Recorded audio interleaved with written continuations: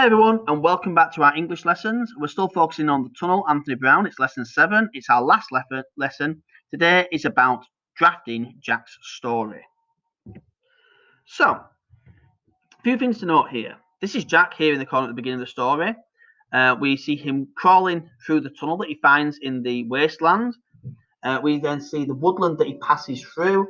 We then see the fact that he is turned to stone, running away from something and looking absolutely terrified. It looks like he's screaming.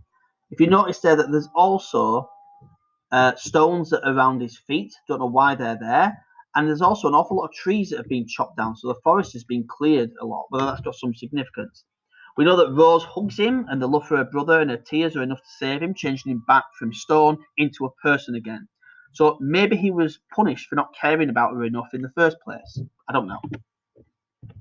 So writing detailed descriptive sentences. Now, I've not written a new one. I've taken one from a previous lesson that we've done because it's got the features that we need. And what I don't want to do is write your story for you.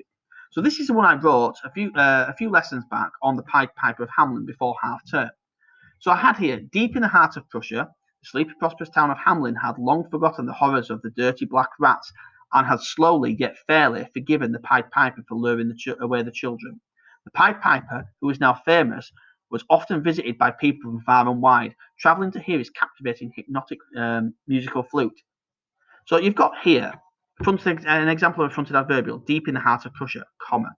Expanded noun phrase, so sleepy, comma, prosperous.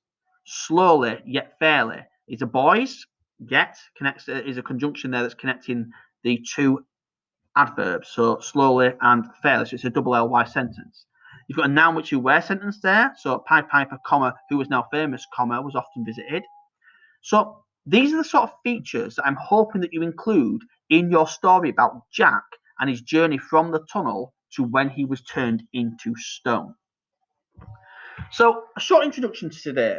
Your task today is really quite simple. It is to write up your finished story. So convert your plan into a story, Jack's story from the tunnel, ensuring the following: that you use a range of sentence types, paragraphing, remember to indent please, accurate punctuation and neat, well-formed joined handwriting. So you have a sheet like this, and what I want you to do is to write us a short story about Jack. Use all the Alan Peat sentence posters that you've got available to you. Use your fronted adverbial posters to guide you. Use your conjunctions posters to guide you. And try and draft a few ideas together first of all. Again, follow the same process that I went through in the Pied Piper lessons last half term. That get your main idea there first, and then start adding sentence types to it and fleshing it out a bit. When you're happy with that section, move on to your next idea, and then start building that up sentence by sentence by sentence until you get something that is coherent, that it reads properly as you go through, and that it makes sense and has got a lot of detailed quality sentence types in there. I look forward to finding out what happened to Jack.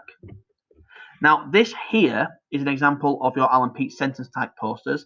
Again, not every one of these is appropriate for what's happened to Jack, but something like, let's say, the more, okay? The more Jack ran, the more frightened he became. That's something that you could magpie and put into your piece of work.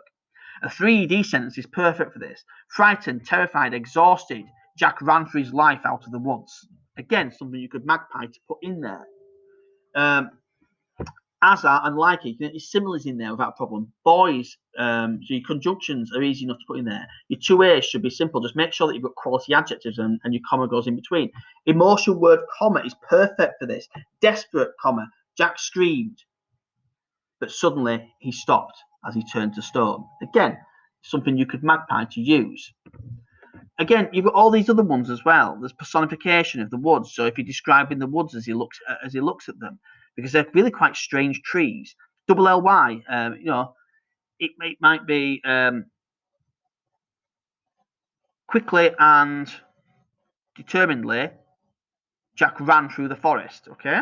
Last word, first word. So that's where the last word of a sentence is the same as the first word of the next sentence. Again, you've got all sorts. Noun which who wears, perfect. Jack, comma, who has been far too loud, comma, disturbed the witch in her house. That would be an example of a noun which you wear sentence. So you get the general gist that you can use these. Now, just because it's a stage 5 sentence noun which you wear doesn't mean to say that you can't use it. And matter of fact, I recommend that you do, okay? Good luck. I look forward to reading What Happened to Jack. Take care. See you later. Bye-bye.